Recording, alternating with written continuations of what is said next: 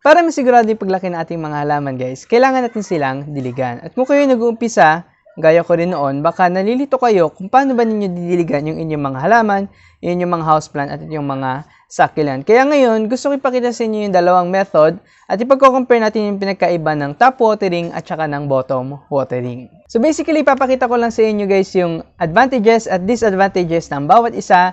Pero in the end, kayo pa rin ang magde-decide kung ano yung pagdidilig na gusto ninyong gawin para sa inyong mga halaman. At sa huli ng video na to guys, ipapakita ko sa inyo isang method ng pagdidilig na hindi nyo talaga dapat gawin sa inyong houseplant o sa inyong mga succulents. So sana manood kayo hanggang sa dulo ng video na to. Kung kayo ay isang klase ng tao na madalas ay busy, marami kayong gagawin sa maghapon, baka maganda para sa inyo guys yung top watering. Kasi ito yung pinakamabilis na method ng pagdidilig. Kailangan nyo lang gawin, kumuha ng isang lalagyan o isang tabo o gaya ko meron akong watering can na nilalagyan ko lang ng tubig para diligan yung aking mga halaman. So magandang method ito guys kung kayo ay busy, marami kayong gagawin sa maghapon at wala kayong maraming time para spend sa inyong paghahalaman. So magdilig lang kayo ng top watering. Maganda rin ang top watering guys kapag may mga halaman tayo na madudumi na yung dahon. Kasi kung kayo nakatira malapit sa kalsada, pwedeng maalikabukan yung dahon ng inyong halaman. So yung mga alikabok na yun na nasa surface ng ating halaman, mawawash out yun ng top watering. At maganda rin yun na nalilinis guys kasi yung alikabok na yun, napipigilan nyo yung photosynthesis ng ating halaman at pwedeng magpabagal sa growth ng ating halaman. Kaya maganda na nalilinisan din yung dahon nila. At minsan, pag sa succulents, kapag may mga lumilipad na mga malilit na bagay, nawawash out yun ng top watering. Isa ring advantage ng top watering guys ay naalis nito yung salt deposits na nasa ating halaman. Ano ba yung salt deposit? Kapag yung ating supply ng tubig ay merong chlorine, halimbawa galing sa nawasa, nagbi-build up yung salt doon sa lupa ng halaman natin guys. At pwedeng makita ninyo yon na parang may namumuti sa taas ng lupa ninyo at baka may mga dahon din na namumuti o nagiging crispy para sa ilang mga houseplant o nagiging crispy yung dahon dahil yun sa sobrang salt na nasa lupa nila na nakukuha sa tubig na merong halong chemicals o merong chlorine. Kaya maganda yung top watering para ma-wash out yung excess na chemicals na nandun sa lupa nila. Kaya masasuggest ko din guys na kung kayo ay pipili ng tubig para pandilig, maganda rainwater ang gamitin niyo. At kung wala kayong rainwater guys, maganda drinking water yung gagamitin niyo na pandilig sa inyong mga halaman. Yung walang masyadong maraming chemicals. Pero hindi naman siguro yan kaso sa atin dito sa Pilipinas kasi yung supply ng tubig naman natin, hindi naman sobrang daming chemicals gaya ng sa ibang bansa. No? Pero kung kayo guys, may nakita kayong issue sa lupa ng halaman ninyo na merong chemical build up, baka kailangan yung palitan yung tubig na ginagamit ninyo. Maganda rin ang top watering guys kapag yung ating fertilizer ay nasa taas ng lupa o yung osmocote, pinatong lang natin dun sa soil nila. Kasi yung osmocote guys, ginagamit niya yung process ng osmosis para ma-activate yung fertilizer na nasa loob ng pebbles na yun na nilalagay natin. Kaya kailangan talaga natin siyang babasahin sa taas para ma-fertilize niya yung halaman. Ang medyo disadvantage naman ng top watering guys ay kailangan natin na ulit-ulitin, balik-balikan yung ating mga halaman kapag dinidiligan natin sila. Kasi kung meron kayong lalagyan ng tubig at maubos yun, kailangan nyo lagyan ulit yun. Gaya nung ginawa ko dito sa mga houseplants ko sa harap, medyo kailangan kong magpabalik-balik para diligan sila. Maliban din doon, pwede rin na alisin ng top watering yung farina ng ating mga succulents. So kung kayo guys may mga halaman na makakapal yung farina, baka mapansin nyo, magiging manipis yung farina nila kapag lagi silang nabubuhusan ng tubig. At ganoon din ang kaso guys kapag nagtatanim kayo ng succulents sa mga lugar na less ang sunlight, kasi dahil kulang sila sa sunlight, hindi sila magpo-produce ng maraming farina. Tapos kung itatop watering nyo pa sila, mababawasan palalo yung farina nila. Magiging green yung halaman ninyo, mawawala yung magandang kulay nila. So kung hindi kayo nagtatanim guys sa full sun, medyo iwasan nyo yung top watering. Kung nasa shaded area lang kayo nag-garden at may mga farina yung inyong mga halaman para hindi naman maubos yung farina nila. Isa pang disadvantage guys ay yung nagko-compact yung soil kapag nagta-top watering tayo. Kasi ang tendency kapag yung tubig ay galing sa taas, naiipon yung organic material dun sa baba. At pwedeng mag-compact yun sa ilalim, titigas, at pwedeng mapigilan nun yung pag-develop ng roots ng ating halaman kapag lagi tayong sa taas nagdidilig. At lalo na kapag yung soil mix na ginagamit niyo medyo pino yung particles, mas malamang na titigas siya sa ilalim. At bilang panghuli na disadvantage ng top watering, pwedeng magkaroon ng mas mataas na chance na mabulok yung ating mga succulents kapag top watering ang ginagawa natin sa kanila. Bakit natin nasabi guys? Kasi pag nagta-top watering tayo, mas maraming parts sa taas ng halaman na nababasa kaysa sa doon sa ilalim. Pero ang totoong kailangan lang talaga ng tubig ay yung nasa ilalim lang, yung roots. Yung stem at yung leaves, kapag lagi yung nababasa ng top watering, pwede magkaroon ng mas maraming chance na mabulok siya.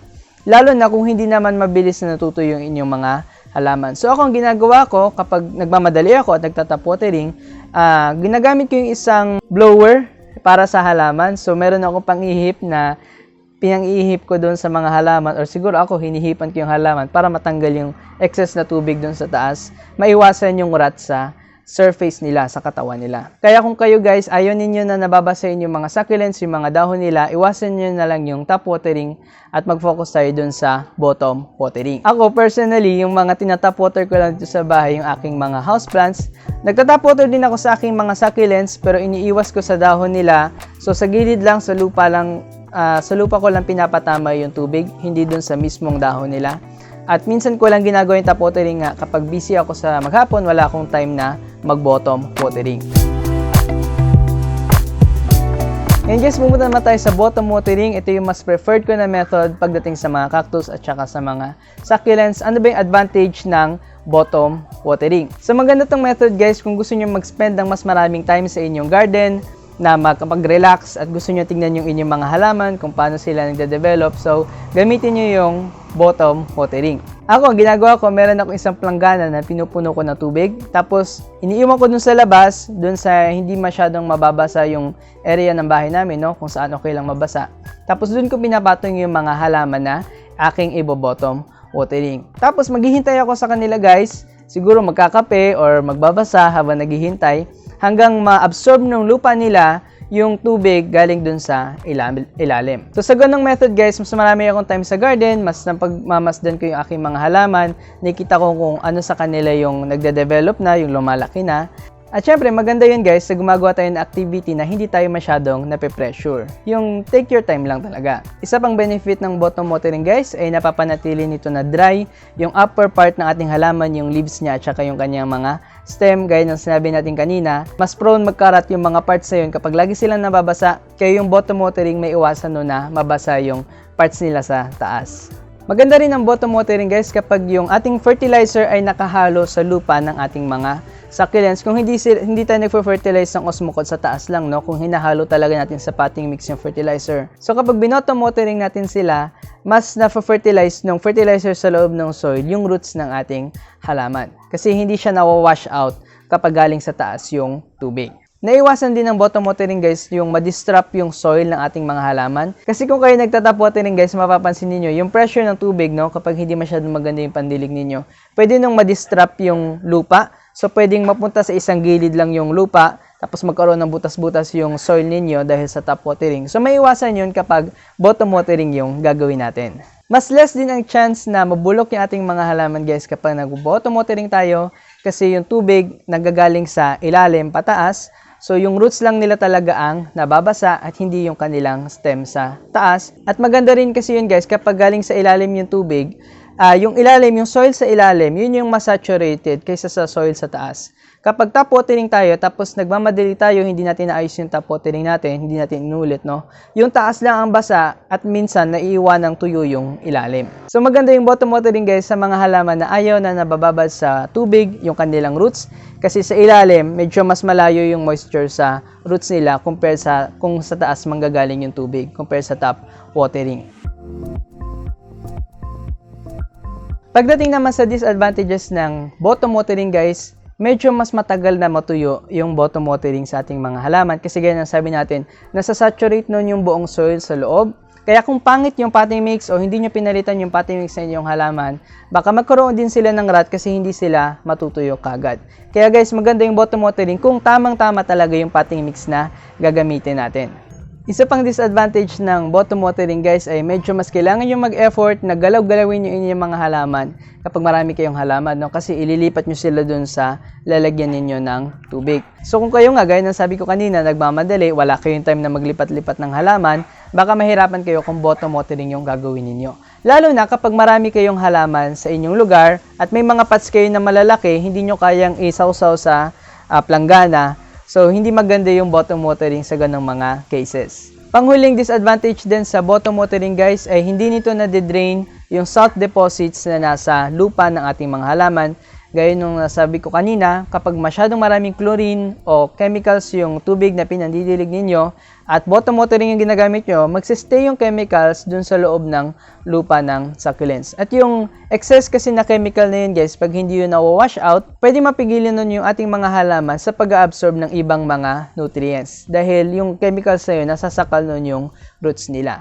So kung kayo, maraming chemical yung tubig ninyo, at gusto nyo mag-bottom watering, minsan, mag-alternate kayo bottom watering, top watering, para masigurado ninyo na may chance na ma-wash out yung chemicals nandun sa soil nila. Ngayon guys, kung top watering man o bottom watering yung gagawin nating method sa ating mga halaman, ano man yung piliin ninyo, no? Pagdating sa cactus at succulents, maganda, dry talaga sila, yung soil nila, check nyo kung tuyo talaga, bago nyo sila uulitan ng pagdidilig. Kapag medyo humid yung inyong lugar, baka mas matagal sila bago kailanganing madiligan. Kasi baka dahil sa humidity sa palibot nila, laging basa yung soil nila sa ilalim. So pag ganun yung case, wag nyo muna talaga silang didiligan. Pero kapag didiligan nyo na sila guys, lalo na kapag mainit na yung panahon, maganda i-soak nyo yung buong soil nila sa ilalim. So itatawag natin na soak and dry method guys, hindi yan nangangahulugan na top watering o bottom watering. Kapag soak and dry method, ibig sabihin, top watering man o bottom watering, binabasa natin yung buong soil sa loob. So kung tayo nagta-top watering para mabasa yung buong soil na yun, baka kailangan natin na ulit-ulit ang diligan. Pero pag nagbo-bottom watering tayo, sigurado tayo, pagbasa na yung taas, na-soak na sa ilalim lahat yon. So, ang maganda sa cactus at succulent guys, soak and dry method. Pero pagdating sa houseplants natin guys, baka iba yung requirements nila sa pagdidilig. Kasi may ibang houseplant, ayaw nila na masyadong nagiging dry ng sobrang tagal. Gusto nila na medyo moist lagi yung soil nila. Pero ayaw din nila ng soil na sobrang tigas at sobrang puno ng tubig. Gusto nila na moist lang, parang sponge na may sapat na tubig lang. Hindi naman talagang laging basang-basa yung soil nila. So yun yung kaso sa mga houseplants. Kapag ginawa nyo yung soak and dry method guys sa inyong mga houseplant, baka mapansin nyo na hindi sila masyadong magde-develop ng maraming leaves, pigil yung growth nila, at baka lagi silang nalalanta or masusunog sila dahil hindi nga gusto ng houseplants yung nagiging dry ng sobrang tagal. Ngayon pumunta naman tayo sa bonus tip natin.